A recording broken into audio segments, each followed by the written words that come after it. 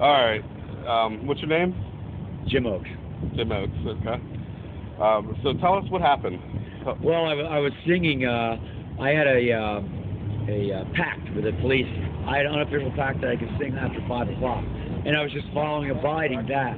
And I was walking down, and I went through the public walkway, and I was starting to sing right there full of shulas, Ba Ba Ba Baran. And I sang the song, and lo and behold, an officer came and confronted me, and I said, "What's going on?" I said, "Well, you're causing disturbance." I said, "Disturbance? I'm not causing disturbance." I said, "You need to get out of here." I pointed, "You need to get out of here. You need to get out of here. I'm out of here." And that's when he did his forceful stuff on me.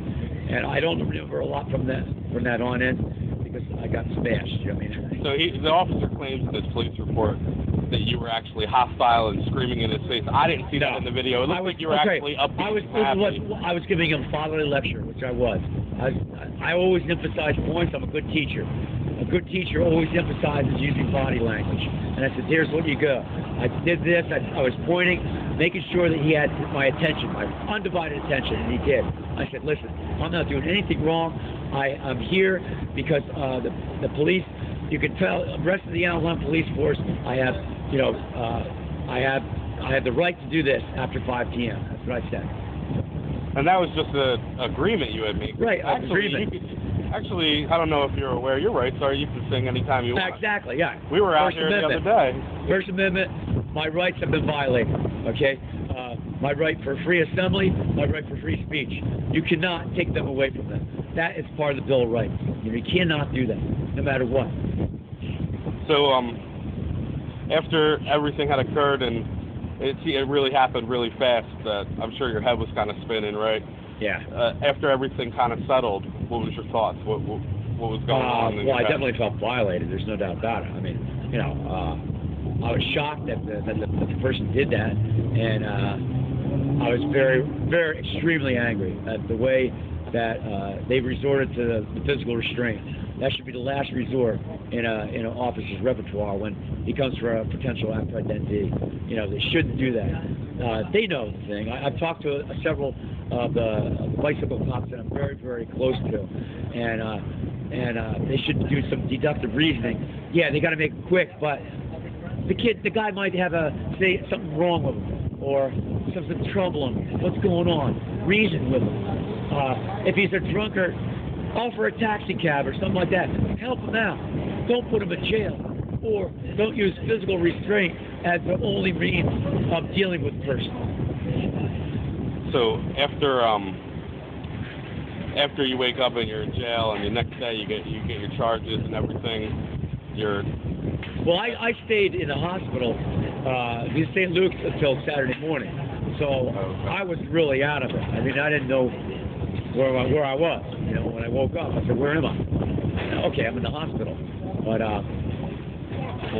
it took me a while to collect my thoughts. But I wrote like a 5-page thing of everything that happened that I know did happen, and I just rehearsed that mentally, so in case people had questions about it, I would be able to answer it. Did you expect that kind of attention to come to it? No. I even told the bartender, I said, I really don't want the publicity, I really don't. And she sent it out. First it was like 100, and 1,000, and 2,000, 5,000, 10,000. Now it's up to, I don't know, it's close to 60,000, 70,000 hits. That's the one video, actually. Yeah, one video. I think it's estimated total hits.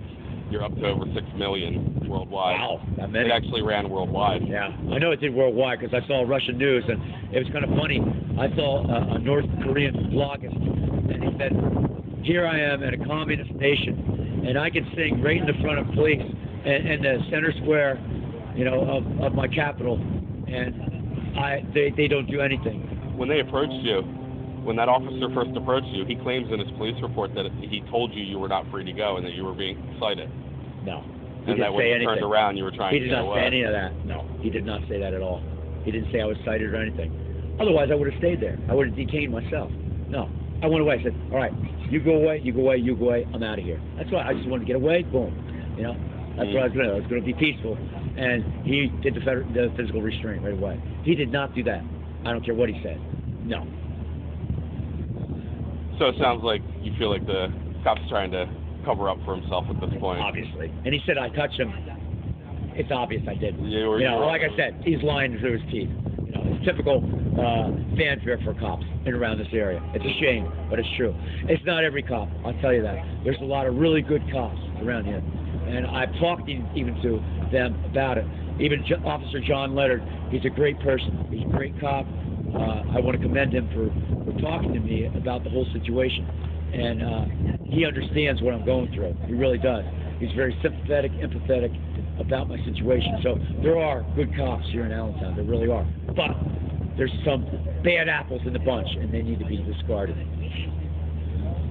So you are you a supporter of police then? Oh yeah, I'm a supporter of police. From the news, I saw that you have a long history of physical training. Oh yeah. I've been a runner for over 45 years, and you actually came in first in a couple of competitions. I came at the Empire State Building in 1980, 1982.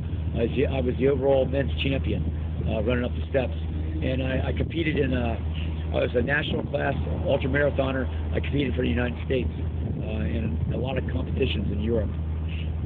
Great.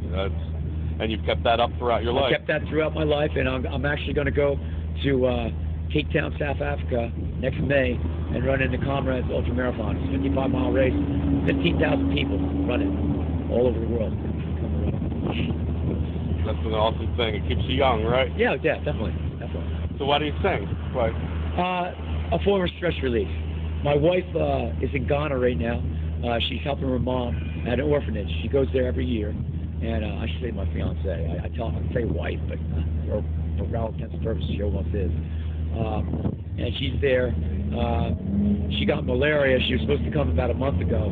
She got malaria, so she was quarantined there in Ghana. Her strength is up. She knows the situation now. She knows what I'm going through. She's feeling really bad that she's there and she's not here helping me. But I told her, I reassured her that I'm getting the medical attention I need and people are helping me. So do you, what do you do for work? What do you do for a living? Right now, I'm a retired health and phys ed teacher. I do some spot coverage for athletic training. I was athletic trainer at the Sales University for almost 10 years, from 1999 to 2008. I also have a private consulting firm, fitness firm, where I do personal training for people of all ages, and I also coach runners.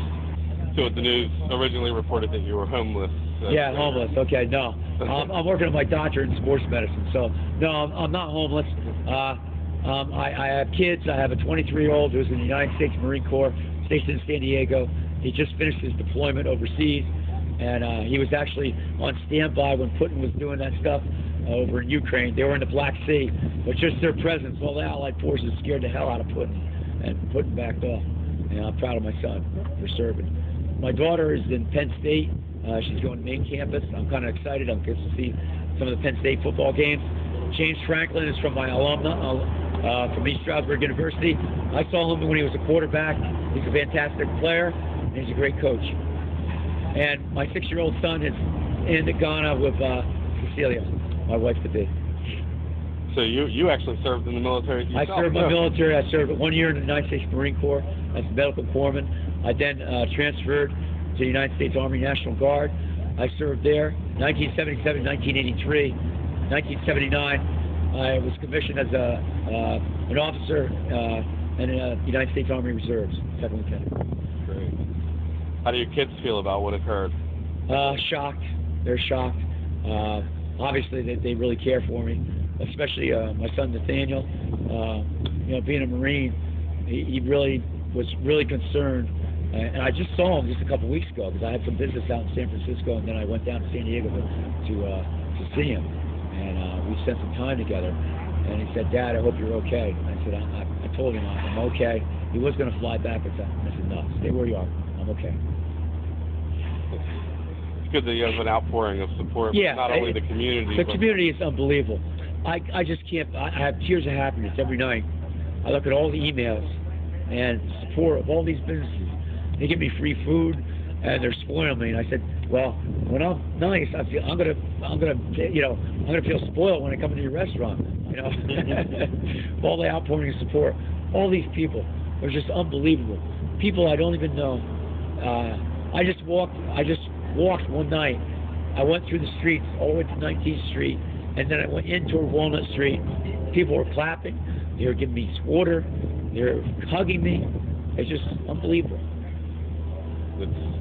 You're a very loved person. It seems like I am. I'm blessed. I really am. I'm blessed. People just stereotype me without knowing me, looking at that tape, the negativity, some of the comments, saying I'm a hobo, a vagrant, a drunk, a drug addict, someone undesirable and indigent.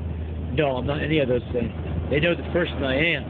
And you cannot measure a man by the color of his skin, the clothes he wears, or the way he talks.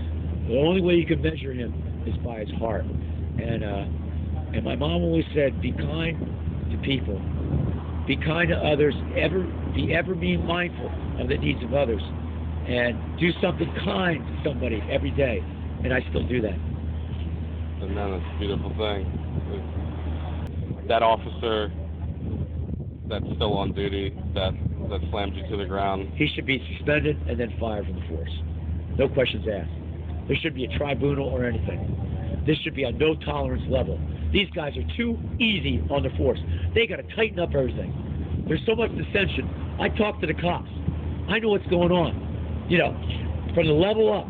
I've been in the military. I know if your chain of command, if your leaders are not doing the right things, then it's going to trickle down all the way down to the officers. And that's what's happening.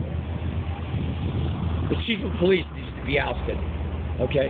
There's been too many, the turnover rate, the chief of police here in Allentown has been too high the last 15 years. They need to hire somebody that knows Allentown, not somebody from the outside. They got to hire somebody from the inside that knows the problem. That's number one thing. The number two, one of the 4 division commanders, captains, okay, needs to be ousted and fired. And the rest of them need to be fired too. Not the bicycle guy, but the rest of them that were involved in the incident, that were in the background, high-fiving after I went in that car and I was taken away. People saw them high-fiving, saying, yeah, good job. So, is there any parting words that you'd like to have? Anything for the community? Anything you'd like to All I got to say is keep up the good work. Do everything. Do civil disobedience, non-violent means. Don't resort to Ferguson stuff. Keep together. What you're doing is the thing that's right. That's the pressure that we need. I'm not guilty of any crime.